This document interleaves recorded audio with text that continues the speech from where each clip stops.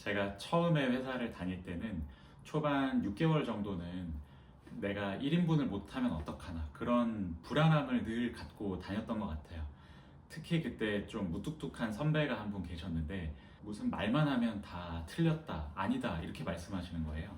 또 어떤 제가 보고서를 가지고 갔을 때는 이제 한참 보시더니 말씀을 안 하시고 이렇게 무표정으로 한숨만 쉬시고, 그럴 때마다 이제 저는 심장이 좀 빨리 뛰고, 그리고 몸 전체가 약간 이제 물 먹은 솜처럼 무겁고 머리도 안 돌아가고, 그럴 때가 참 힘들었던 기억으로 남아 있는데, 지금 돌이켜 보면 저는 이제 직장인 10년 차가 됐고 잘 버텼다 이런 생각이 좀 들긴 하죠. 신입분들이 이제 6개월 안에 1년 안에 그만두고 싶다는, 너무 힘들다는 이야기를 하시는 걸 저도 주변에서 많이 보고, 지금 제가 다니는 회사의 후배 분들한테도 그런 이야기를 좀 들었었습니다.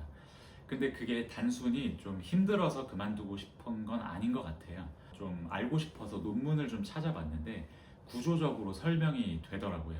그래서 오늘은 그 내용을 조금 더 깊이 들어가 보고, 신입 직원들이 1년도 안 되어서 그만두고 싶어 하는 이유가 뭔지, 그리고 그걸 좀 해결할 수 있는 방법은 뭔지 좀 알아보도록 하겠습니다. 한국직업능력연구원이라는 곳에 이제 신입 직원의 이직 의도 영향 요인 분석이라는 좀 어려운 이름의 논문이 있는데요.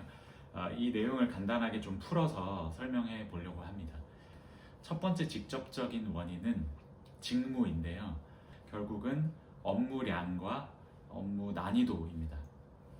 업무량이 많고 난이도가 어려운 업무를 반복하다 보면 스트레스가 쌓이죠. 그 스트레스가 쌓이는 것 때문에 결국은 그만둔다고 생각을 하게 된다는 건데요. 파워포인트 50장짜리 보고서를 만들어라 이렇게 지시를 받았는데 업무량이 너무 많죠. 그리고 만약에 내일 오전 9시까지 제출해라, 이 한 달에 한 번 정도면 뭐 그러려니 하겠는데, 업무량이 좀 많아져서 이틀에 한 번, 3일에 한 번 그렇게 자주 하게 되면 스트레스가 금방 쌓이게 됩니다. 시간은 타이트하고 이제 손이 아무리 빨라도 단축키를 10개, 20개를 쓸 줄 알아도 이게 너무 어려운 거죠. 난이도가 높은 업무, 덧셈까지만 나는 할 줄 아는데 곱셈, 나눗셈이 주어지면 이 난이도가 너무 높은 겁니다. 그러면 이제 직원은 점점 속이 답답해지고 심장이 빨리 뛰는 것 같은 그런 느낌을 받고요. 이게 가슴 명치 쪽이 좀 무겁게 짓눌리면서 이제 스트레스를 몸이 느끼는 그런 상태가 됩니다. 그래서 그 스트레스를 몸이 느끼는 과정은 그냥 지나치지 말고 좀 예민하게 스스로 체크를 해봐야 되는 것 같아요. 두 번째로 연구 논문에서 더 강하게 나온 변수가 있는데요. 그 변수는 바로 신뢰 관계입니다. 내가 같이 일하는 사수나 팀장님이나 뭐 선배님, 그런 사람들과 관계가 괜찮은지, 그리고 편안하고 믿을만한지, 이런 거에 대한 것이 신뢰 관계라고 이 논문에서 말을 하는데요. 사적으로 아주 친해야 된다는 그런 뜻은 아닙니다. 형 동생, 언니 동생하고 만나서 술도 마시고 사적으로도 자주 봐야 된다는 그런 의미는 절대 아니고요. 직장 안에서 업무적으로 관계가 좀 안정적인가, 편안한가 정도로 부르고 싶은데요. 이 관계가 안정적인가를 직장에서 판단하는 키워드가 3가지 정도가 있습니다. 첫 번째는 질문, 그러니까 업무적으로 질문을 편안하게 할 수 있는가. 두 번째는 피드백, 그러니까 업무 피드백을 좀 원활하게 할 수 있는 사이인가. 그리고 세 번째는 칭찬과 격려가 있는가. 이렇게 3가지입니다. 이 3가지 중에 2가지 정도가 있으면 그래도 저는 좀 괜찮은 직장이라고 보는데요. 만약에 이 3가지 중에 1가지밖에 없거나 아예 3가지 다 없다, 그러면 아마 신입분들이 또는 직원분들이 다니기가 좀 어려운 회사일 것 같습니다. 첫 번째 질문이라는 건 업무적으로 언제든지 편하게 질문할 수 있는가. 만약에 뭐 엑셀 파일을 주고받으면서 업무를 하는 직무인데, 이 함수는 내가 써본 적이 없는 함수인데 이 참조를 어디까지 걸어야 되는지 여쭤봐도 될까요? 라고 이렇게 편하게 물어볼 수 있다거나, 이 양식의 계약서는 제가 처음 보는데 좀 이런 부분을 여쭤봐도 될까요? 라고 했을 때 당당하게 물어볼 수 있는 그런 조직이어야겠죠. 상급자나 팀장님이 바빠서 바로 답을 못 줄 수는 있어요. 그런데 좀 나중에 물어봐라. 이 정도는 저는 충분히 괜찮은 것 같은데 질문을 하루 중에 한 번도 제대로 좀 하기가 어렵다. 눈치가 너무 많이 보인다. 이 정도로 좀 딱딱하고 수직적인 분위기면 직원 입장에서 사실 너무 다니기가 힘들겠죠. 그리고 당연히 관계적으로 신뢰가 생기기가 어려운 조직일 겁니다. 그리고 이제 피드백은 감정은 상하지 않게 개인적인 성격에 대해서나 뭐 마음에 안 든다거나 그런 피드백은 당연히 불필요한 거겠죠. 그런 게 아니라 업무 내용에 대해서 뭐 서류 오탈자에 대해서 보고서의 목차나 구조에 대해서 아니면 뭐 고객 응대 방법에 대해서 업무적으로 피드백은 이제 서로 할 수 있어야 되고 또 받는 신입사원 입장에서도 그걸 잘 받아들일 수 있어야 된다고 생각합니다. 그런 이제 좋은 피드백이 이제 좀 업무적으로 원활하다면 저는 좋은 관계라고 생각을 하고요. 그러면 이제 지금부터는 해결책입니다. 첫 번째는 업무량이나 업무 난이도 부분에서 스트레스가 쌓이는 것 같다. 그랬을 때 뭐 야근을 일주일에 2번 이상 하고 주어진 업무량의 통제가 잘 안 된다. 내가 업무가 너무 막연하다. 그런 느낌이 들 때 퇴사 충동이 강하게 올라옵니다. PPT 50장 어떻게 해야 되지? 내일 오전까지 하라고? 이런 일이 너무 반복된다. 그러면 와 이거 퇴사해야 되겠는데 라고 생각이 좀 이렇게 비약적으로 점프를 할 확률이 있죠.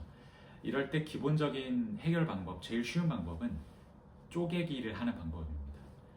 만약에 50장 작업이면 작업 시간이 짧은 분량이 분명히 있거든요. 예를 들면 뭐 간단하게 표지, 제목을 쓰는 장이나 아니면 목차, 뭐 마지막 페이지 이런 것들이 5장이다. 그러면 우선 50장 중에 이제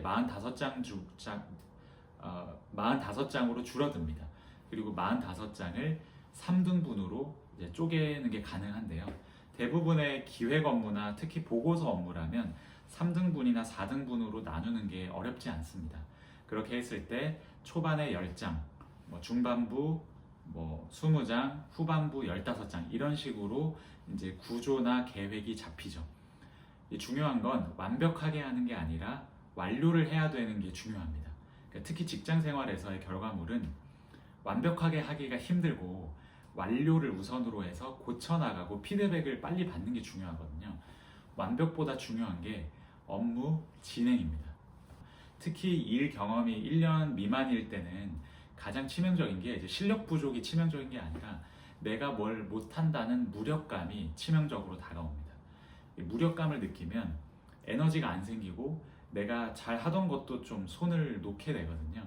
그래서 쪼개기를 잘 하면 내가 전체를 완벽하게 해내기는 좀 어렵지만 아직 완벽하게는 못하지만 초반 몇 장은 할 수 있겠는데 라는 에너지가 생기죠. 그러면서 자기 효능감이 좀 올라옵니다. 그러니까 자신감이 좀 생기는 거고요. 이렇게 작은 에너지부터 시작해서 스노우볼처럼 이 에너지를 좀 이렇게 키워나가는 방식으로 일을 시작을 하면 좋습니다. 두 번째로 관계 안정에 대해서는 사실 더 힘들죠. 왜냐하면 조직원분들이 이제 동료분들이 함께 좋아져야 되는 거라서 좀 힘든데요. 그래도 어쨌든 내가 아직 후배 직원이고 내가 팀장을 선택할 수는 없잖아요. 그 팀장의 성격을 내가 바꿀 수는 없습니다. 그래서 아직은 저연차인 내가 할 수 있는 방법은 저는 작은 질문 2가지라고 봅니다. 이게 무슨 말이냐면 업무에 대해서 모르는 부분을 그러니까 팀장님께 또는 사수에게 물어보는 건데 간단한 질문을 2개, 3개 정도 이제 생각해서 모아두는 겁니다. 평소에. 그리고 여유 있어 보이는 타이밍에 그러니까 팀장님이 지금은 좀 시간이 있으신 것 같은데 그 타이밍에 물어보는 거죠. 사무실 분위기마다 다르겠지만 저는 오전에 한 번, 오후에 한 번 이 정도는 물어봐도 괜찮다고 생각합니다. 그리고 이제 그냥 가서 말하라는 게 아니라 2개, 3개 정도의 질문을 미리 적어서 가져가야 됩니다. 그 2, 3개의 질문을 짧게 하는 거죠. 제가 이렇게 서류 방향을 좀 잡아봤는데 이 방향이 맞는지 한 2, 3분 정도만 확인해 주실 수 있을까요? 여기서 중요한 건 폐쇄형으로 질문을 해야 됩니다. 그러니까 yes or no 퀘스천을 하는 거죠. 예를 들면 고객사에 이제 A랑 B를 이제 고객사에 A, B를 확인하라고 하셨는데 제가 언제 전화할까요? 이건 열린 질문입니다. 이렇게 열린 질문을 자칫 잘못하면 선배 입장에서 보기에 이제 후배 직원이 생각을 별로 하지 않은 것 같은 느낌이 들 때가 있어요. 그래서 A와 B를 내일 오전 9시에 전화해서 제가 확인하면 될까요? 이렇게 물어보면 질문을 받는 사람 입장에서는 그래 오전 9시에 해라, 아니면 오전 9시는 좀 상황상 안 맞는 것 같다, 오늘 오후 3시에 해줘라, 이렇게 답변을 쉽게 할 수 있죠. 그러면 질문을 받는 선배 입장에서도 답을 쉽게 하게 되기 때문에 이렇게 간단한 질문을 하고 답변을 받은 것에 대해서는 만약에 실제 오전 9시에 질문을 했다면 이렇게 고객사에 답변을 했고 질문을 했습니다 라고 완료 보고를 좀 빠르게 해주시는 게 좋습니다. 결과를 짧게 완료 보고 하는 건데요, 구두로 해도 되고 메신저로 간단하게 해도 됩니다. 그러면 그 상사가 생각을 하죠. 이 친구는 말을 해주면 반영을 하는 사람이구나. 그리고 그 순간부터는 후배 직원도 질문하기가 쉬워지고 점점 업무적으로 이제 업무 대화가 익숙해집니다. 업무 대화가 익숙해지면 이 안정적인 관계라는 게 좀 막연하고 어려워 보이지만 사실은 안정적인 관계라는 건 업무적으로는 예측할 수 있는 거거든요. 예측할 수 있는 관계입니다. 그래서 내가 간단한 질문을 폐쇄형으로 딱 준비해서 하면 답을 주는구나. 그리고 답변하는 선배 직원은 저 친구는 모르면 물어보는구나. 그러니까 내가 이제 질문이 왔을 때 알려주면 되겠구나라는 서로 예측할 수 있는 믿음이 생긴다는 거죠. 좀 잘하고 싶은 마음이 이 신입사원도 좀 생기거든요. 그래서 이제 다시 요약하면 간단한 2-3개 정도의 질문을 잘 모아놨다가 적절한 타이밍에 한다. 그리고 그 2-3개의 질문은 폐쇄형 질문으로 하고 질문에 대한 답변 받은 것은 가능하면 빠르게 실행해서 이제 완료 보고를 상사한테 해준다. 그러면 점차 그 업무 소통이 좀 원활해지고 일하는 실력에도 아마 원하는 좀 좋은 영향력을 주기 시작할 겁니다. 신입 직원분들이 회사를 그만두고 싶어하는 이유를 말씀을 드렸고 해결책도 2가지로 좀 정리를 해봤는데요. 스스로 능력이 너무 좀 부족한가 이렇게 자책하시고 좀 우울감을 느끼는 분들을 너무 많이 봐서 이 방법을 조금만 알면 나아지는 부분이 굉장히 많은데 그걸 이제 모르시는 것 같아서 안타까웠거든요. 그래서 이렇게 생각 정리한 부분들을 말씀드려 봤습니다. 도움이 되셨으면 좋겠습니다.